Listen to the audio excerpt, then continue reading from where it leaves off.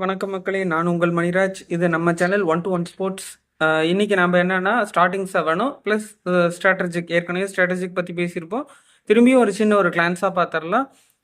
ஆப்பனண்ட்டோட strength and வீக்னஸையும் சொல்லிடுறேன் இதுலேயே. சின்ன வீடியோவா, குட்டி வீடியோ. சரி, first Tamil Thalaivas Haryana Steelers first match விளையாட போகிறோம். 8 மணி 7:30 மேட்ச் விளையாட போகிறோம். அதில் பார்த்தீங்கன்னா நம்ம ஆல்ரெடி ஃபர்ஸ்ட் மேட்ச் பார்த்தீங்கன்னா நாம் வந்து ஹரியானா ஸ்டில்லர்ஸ்ட்டை தோற்றுருப்போம். அதுவும் பார்த்தீங்கன்னா ஒரு 6 to 7 பாயிண்ட் டிஃப்ரென்ஸில். அதுவும் க்ளோஸராக லாஸ்ட் 2 மினிட்ஸில் நாம் பண்ண ஒரு தவறுதல்னால அந்த பாயிண்ட்ஸ் வந்து அவங்க எடுத்துக்கிட்டாங்க. இல்லைன்னா நெக் டு நெக்கு ஒன்று ட்ரா இல்லைனா ஒரு பாயிண்ட் டிஃப்ரென்ஸ்னால் நம்ம வின் பண்ணியிருப்போம். ஏன்னா அந்தளவுக்கு க்ளோஸராக போயிட்டு இருந்தது.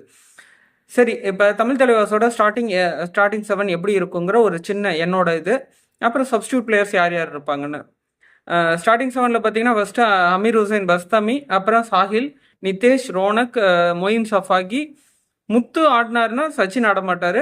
இவங்க 2 பேர்த்தில் யாரோ ஒருத்தர் ஒன்று சப்பா வருவார். அதே மாதிரி பார்த்தீங்கன்னா இன்னொன்று நம்ம கவரில் ஆடுற அபிஷேக் விளையாண்டாருன்னா ஆஷிஷ் விளையாட மாட்டார். இந்த இதில் சேஞ்சஸ் இருக்கும். ஓகேங்களா? இப்போ சப்பில் பார்த்தீங்கன்னா ரஞ்சித், விஷால், நிதின் சாண்டல், அடுத்த சௌரவ், அனுஜ் இவங்களாம் சப்பில் வருவாங்க.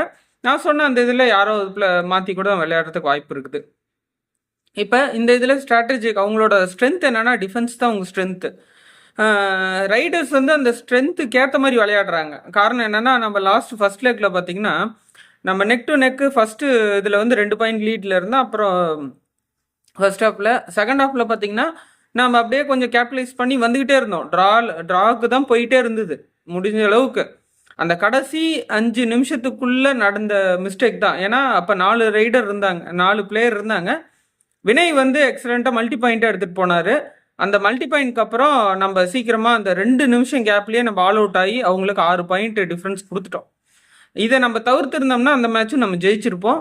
மன்பிரீத்துக்கு அந்த அளவுக்கு கொஞ்சம் பயமாகவே இருந்தது இந்த மேட்ச் இவ்வளோ க்ளோஸராக போயிட்டுருக்குன்னு.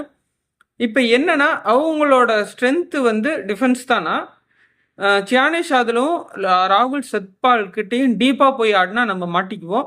அதனால் அவங்கள மிஸ்டேக்ஸ் பண்ண விடுங்க. மிஸ்டேக்ஸ் பண்ணாங்கன்னா நம்ம ஜெயிக்கலாம். அதுவும் க்ரூஷியலான இடத்துல மிஸ்டேக்ஸ் பண்ண மாட்டாங்க. இப்போ டூ ஆர் டை சுச்சுவேஷனில் மிஸ்டேக்ஸ் பண்ண மாட்டாங்க. அந்த இடத்துல நம்மளோட இன்டெலிஜென்ஸ் யூஸ் பண்ணி டச்சோ இல்லை கிக்கோ இல்லை டைவிங் இதோ நம்ம பண்ணணும்.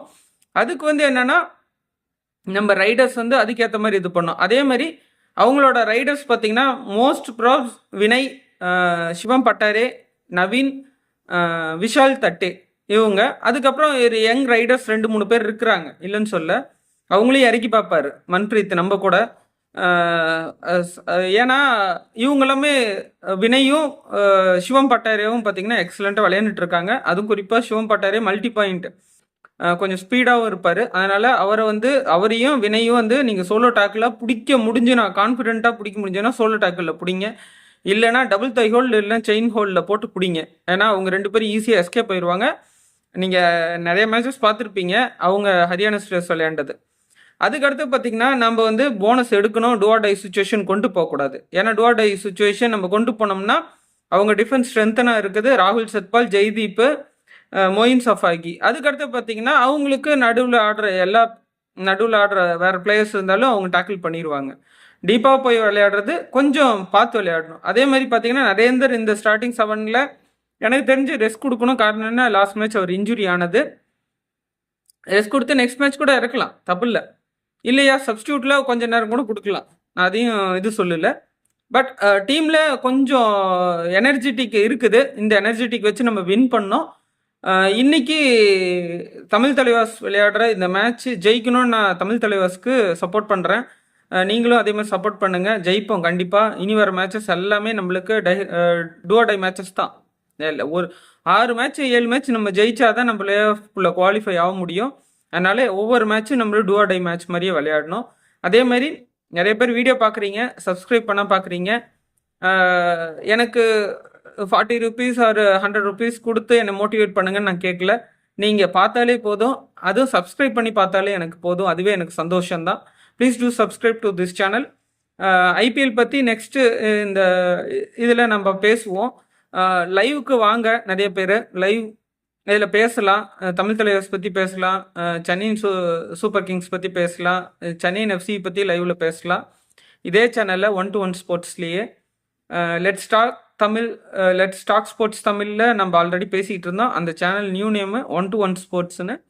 வாங்க இதில் எல்லாமே பேசலாம். எனிவே இத்துடன் என்னோட இதை முடிச்சுக்கிறேன். தேங்க்யூ கைஸ், நன்றிகள் ஃபார் யுவர் சப்போர்ட். அடுத்த வீடியோவில் பார்ப்போம். நன்றி மக்களே.